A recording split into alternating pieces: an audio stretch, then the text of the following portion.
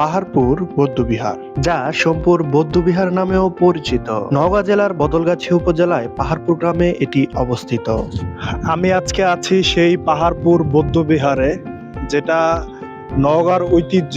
আমরা ছোটবেলায় বইয়ে দেখেছি, যার ইতিহাস সম্পর্কে পড়েছি। চলুন ঘুরে দেখি পাহাড়পুরের অপরূপ সৌন্দর্য ও সেই সাথে আপনাদের জানাবো পাহাড়পুরের ইতিহাস সম্পর্কে। তার আগে বলি, আপনি কিভাবে পাহাড়পুর বৌদ্ধবিহার আসবেন। নওগাঁ জেলা থেকে যে কোনো সিএনজিতে করে চলে আসতে হবে বদলগাছি। বদলগাছি থেকে আবারও সিএনজি করে চলে আসতে হবে পাহাড়পুর গ্রামে। পাহাড়পুর গ্রামে নেমে মাত্র 5 টাকা ভ্যান ভাড়া দিয়ে চলে আসতে পারবেন এই পাহাড়পুর বৌদ্ধবিহারে। এটি হচ্ছে বিহারের 2 নম্বর গেট।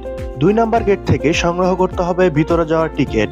টিকিট মূল্য জনপ্রতি মাত্র 30 টাকা। বিহারটির পরিদর্শনের সময় কিন্তু সকাল 9টা থেকে বিকাল 5টা পর্যন্ত। এর আগে কিংবা পরে কেউই আপনারা এইখানে পরিদর্শন করতে পারবেন না। চলুন সামনের দিক যাওয়া যাক। সামনের দিকটা কিন্তু বেশ সুন্দর। সামনেই রয়েছে শাপলা পুকুর, ছবি তোলার জন্য খুব সুন্দর সুন্দর জায়গা, জাদুঘর, গেস্ট হাউস, ক্যাফে হাউস ইত্যাদি।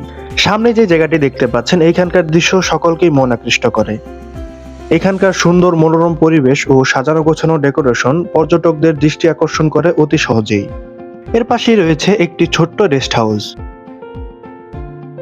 পর্যটকদের দৃষ্টি আকর্ষণের সবচেয়ে সুন্দর জায়গা হচ্ছে এটি। আমি গিয়েছিলাম জানুয়ারির শেষের দিকে। এই সময়টাতে এখানে প্রচুর পরিমাণ পর্যটকদের ভিড় থাকে। শিক্ষা প্রতিষ্ঠান ও বিভিন্ন টুরিস্ট গ্রুপগুলো এই সময়টাকে বেছে নেয় পরিদর্শনের জন্য।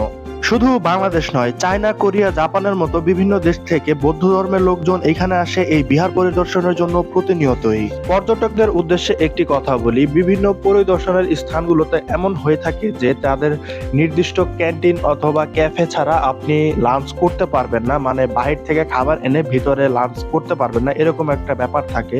কিন্তু এইখানকার নিয়মটা একবারেই আলাদা। চাইলে আপনি আপনার পছন্দ মতো খাবার কিনে এনে অথবা বাসা থেকে নিয়ে এসেও খাওয়া দাওয়া করতে পারবেন, কোনো প্রকার সমস্যা এখানে হবে না। এটা হচ্ছে 1 নম্বর গেটের দৃশ্য। যারা দূর থেকে আসতে চাচ্ছে পিকনিকে অথবা টুরিস্ট গ্রুপগুলো, তাদের গাড়ি পার্কিং এর জায়গা হচ্ছে এটি। আর পাশাপাশি রয়েছে বিভিন্ন খাবারের হোটেল। তো আপনারা ট্রাই করবেন যেন এই হোটেলগুলোকে অ্যাভয়েড করতে পারেন, কারণ এদের খাবারের মানের তুলনায় রেটটা একটু বেশি। লাঞ্চ শেষে চলে আসলাম বিহারের জাদুঘরটি পরিদর্শনের জন্য। ভিতরের প্রবেশ মূল্য মাত্র 30 টাকা, কিন্তু কোনো প্রকার ভিডিও ফুটেজ অথবা ফটো ক্যাপচার নিষিদ্ধ ছিল, যার কারণে কোনো প্রকার ভিডিও অথবা ফটো আপনাদের মাঝে দেখাতে পারলাম না। এটি হচ্ছে এখানকার ছোট্ট সুন্দর একটি শাপলা বিল। চলুন এবার এর ইতিহাস সম্পর্কে জানা যাক। 1879 সালে স্যার আলেকজান্ডার কানিংহাম এই বিশাল স্থাপনাটি আবিষ্কার করেন। এটি একটি বিশাল চতুষ্কোণাকার বিহার, যার মাঝখানে একটি উঁচু মন্দির রয়েছে। এটি প্রায় 27 একর জায়গা জুড়ে অবস্থিত।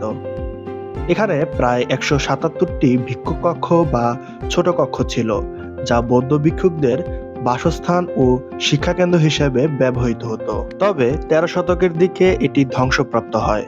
ধারণা করা হয় বখতিয়ার খলজির অভিযানের সময় এটি লুণ্ঠন ও অগ্নিসংঘর্ষের শিকার হয়েছিল। ধ্বংসের পর খনন কার্যে পোড়ামাটির ফলক, পাথরের মূর্তি, অলঙ্কৃত ইট, প্রাচীন মুদ্রা ও শিলালিপি এখানে পাওয়া যায়, যা এখানকার জাদুঘরে এখনো সংরক্ষিত রয়েছে। প্রাচীন এই নিদর্শন ও বিশাল স্থাপত্য স্বচক্ষে দেখার আমন্ত্রণ রইল।